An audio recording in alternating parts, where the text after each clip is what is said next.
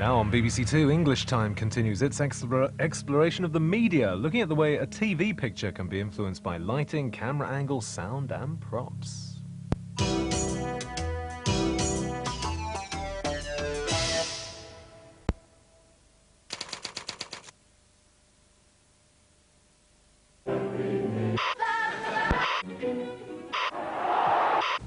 You're on a thorn bush. And wipe and... You can simply... But I'm so glad... We recognise types of programmes very quickly when flicking through the channels. Later in this news, you can tell when a programme's a news programme because it's usually just one man or woman talking to the camera, and then in the middle of the talking it has shots of the story what they're talking about. As soon as we see a clip, we begin to make judgments about it.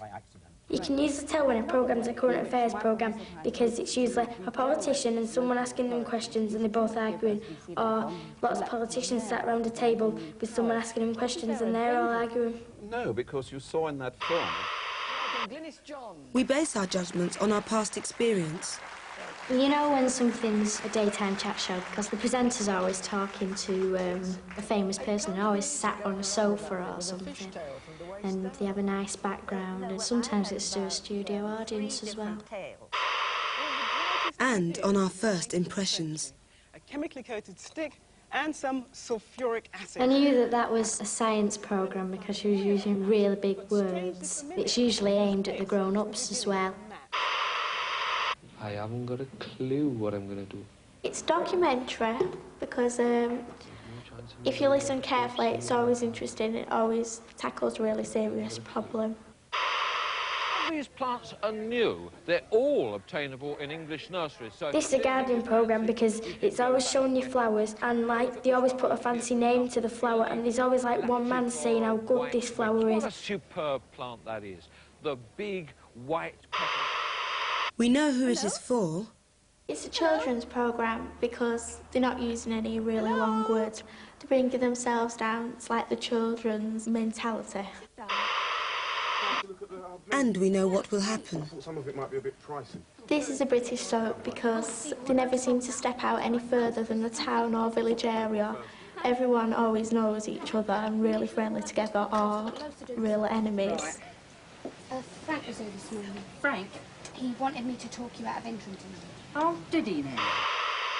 One reason why we know all this is because of the content of the programme. That is, whether it's about religion or sport, whether the screen shows us wild animals or carefully cultivated garden flowers. But that's not the only reason. Our knowledge is often based upon the fact that we recognise that programmes fall into certain groups, each with its own style. This knowledge helps us to make up our own minds about what we are seeing, even from a short clip. What are the other clues that help us to identify programmes very quickly? We can tell what kind of a programme it will be from where it is set. Does the set look bright and lively? Or does it look dark and sensible? What does this setting tell you about the programme it's from?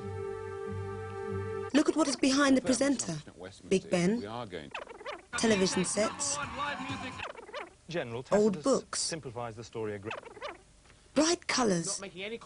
What do these add to the image? What are people who appear on the screen doing? Are they sitting? We do this show or standing? from the BBC Television Centre. What kind of actions are they doing? Those phone calls in if you like. Time to go. See you later. Bye-bye. Yeah, bye. Bye-bye. See you later. Look at the clothes and props the people on screen have. Do they look formal? One with a wide and sympathetic or casual? That well, one must admit. Please, believe me when I Some bishops decide they'll go ahead. Live in the studio a little later on. What do you expect a newsreader to wear? Good evening. Children spend more time sitting in front of a television screen than they do sitting in front of a teacher.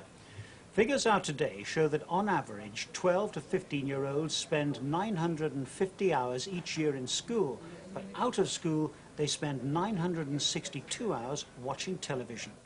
Pupils from Droylsden used clothes and props to create images.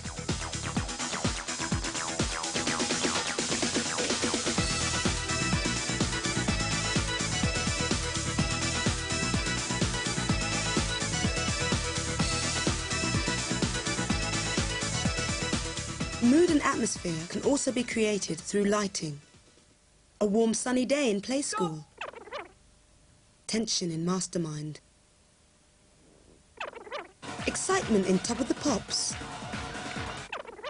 Morning all. And a bright sunlit morning in a sitcom. No, I haven't seen you this morning, Trevor. There's something wrong. You can recognise some programmes without even seeing them.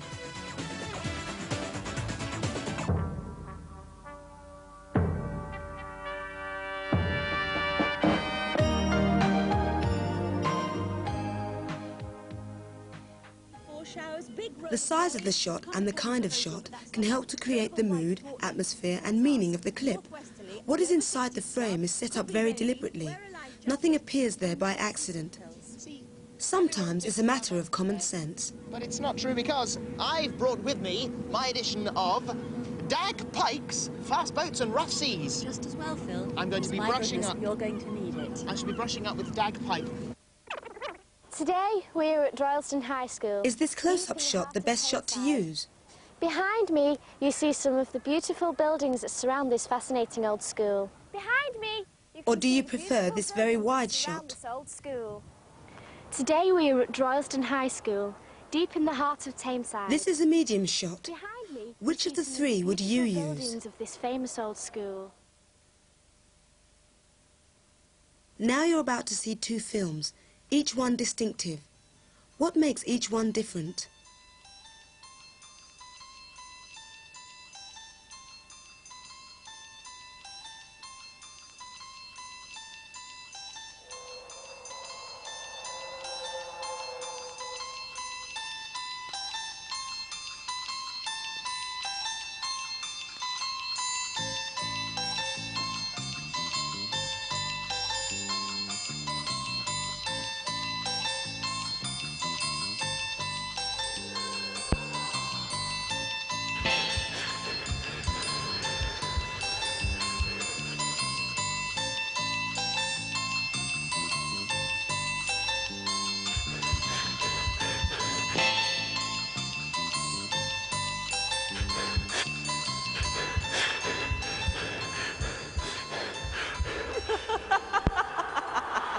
What is happening in this story?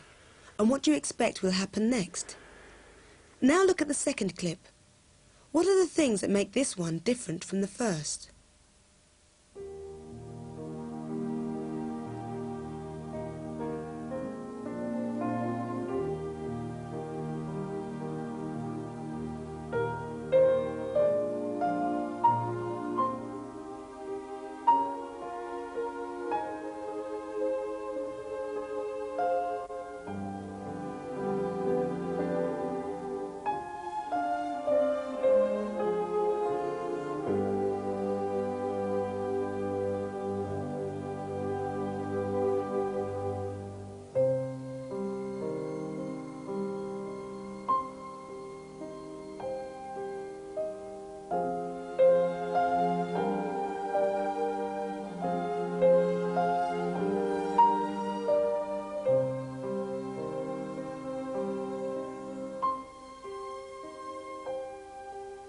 The two stories are actually very similar. Each one is about a young man sitting in a house and someone coming through the woods towards him. They were both shot in the same locations, using the same people and the same clothes and props, so what makes them so different? One difference is the lighting. What time of day does it seem to be in this shot?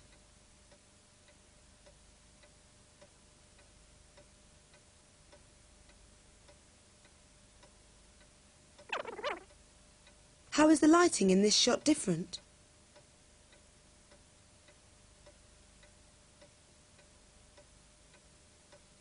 What effect does the sound and music add to each of the clips?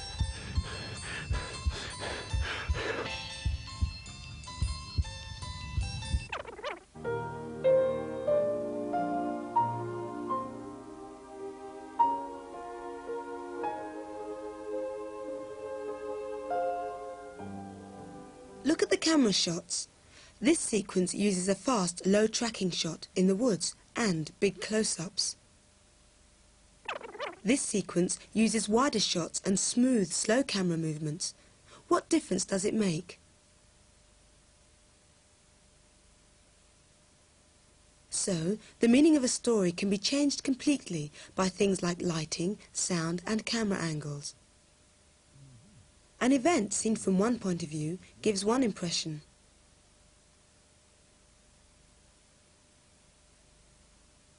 Seen from another point of view, it gives quite a different impression. But it's only when you get the whole picture can you fully understand what's going on. But can you ever get the whole picture? You only see what the person making the film allows you to see. You may be missing part of the story. Oh, I'm really depressed. I'm dead miserable. I wish I was dead. Oh, what am I going to do? That were all right. Have you learnt your lines for tomorrow? Oh, no, sorry. I've not had enough time. Oh, but we never want to get this play finished in time. The camera can make you think things are happening that aren't really happening. In reality, these two girls are running in the same direction. We decided to make 2 videos to prove that you can use the same dialogue, characters and location and come up with 2 completely different things.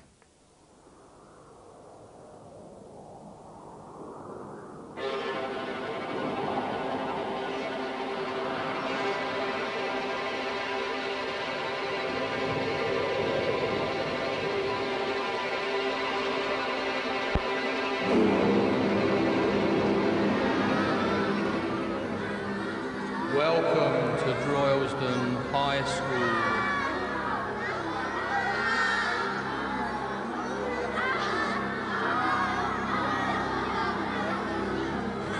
We'll look after you.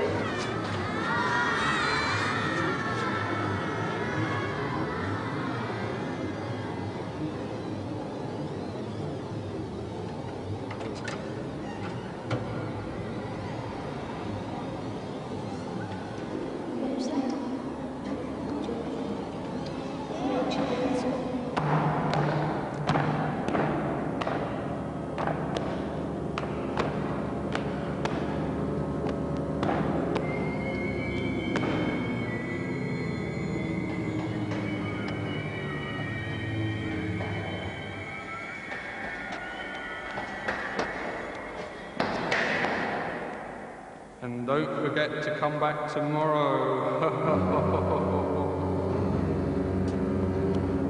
Can't believe we've got to come back tomorrow.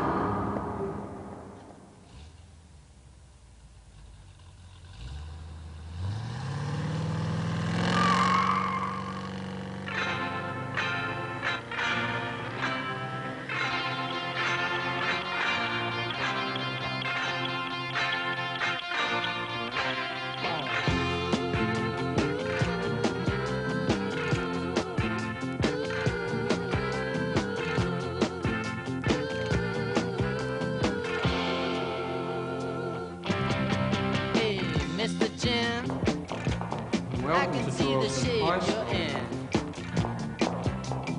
Finger on your eyebrow. Hello, we're your link for your pets. Hand on your hip. Thinking that you're such a lady killer. Think you're so slick. Well, all right.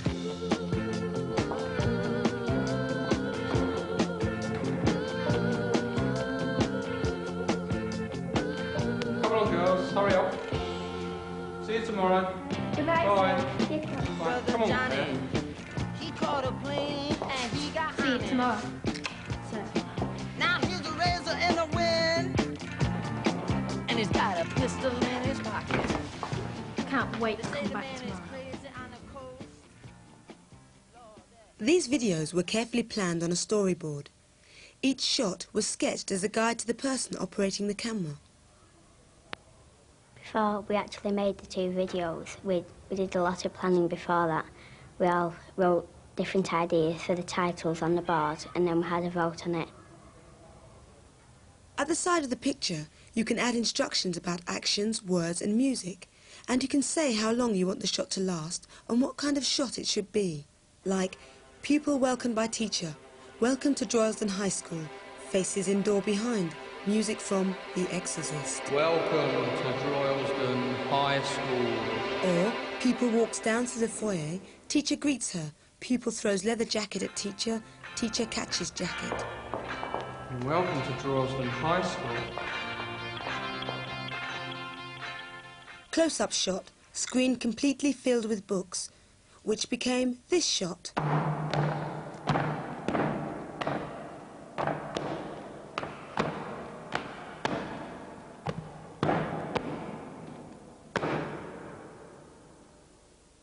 On the horror video, the camera angle was wide, so it makes the corridors look long and spooky. If we wanted a small person to look tall, we put the camera at the feet so it made them look really tall. In the trendy video, we used some bright, lively, bouncy music to try to reflect the character's personality. In the nightmare video, we decided to use really creepy music so that we could create an atmosphere that was really dark and gloomy. The character that I played had to look really, really white and scared. It just had to wear really pale colours. To make the girl in the trendy video look very trendy, they put makeup on her and different clothes. In the first video, the teacher was like a Victorian teacher with the cane and the gown on. He was very self-sure of himself and really frightened the girl. But in the second one, it was the other way around. The girl was very frightened, the teacher was very frightened of her, and he wasn't at all sure of himself.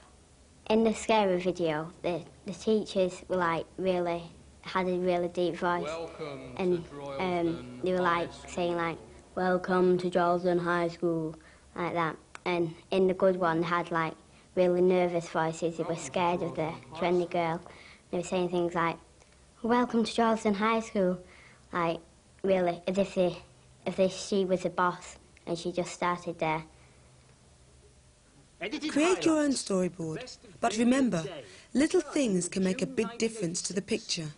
And here, among the ruins of West Beirut, lies perhaps the most poignant testimony to the tragedy of the Lebanon, poking pathetically through the rubble, a child's teddy bear.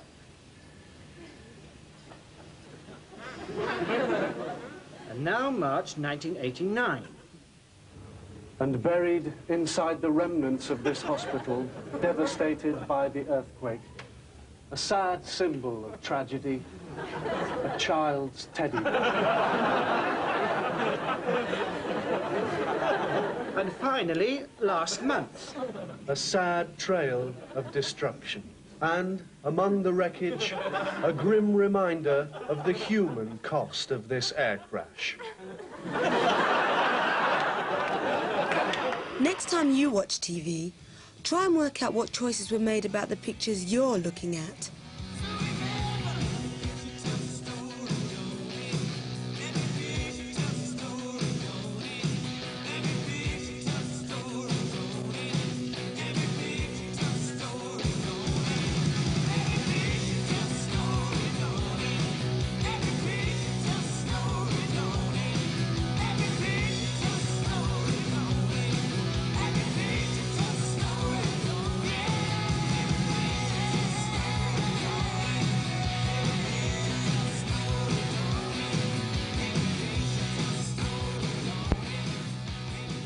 Don't forget to come back tomorrow.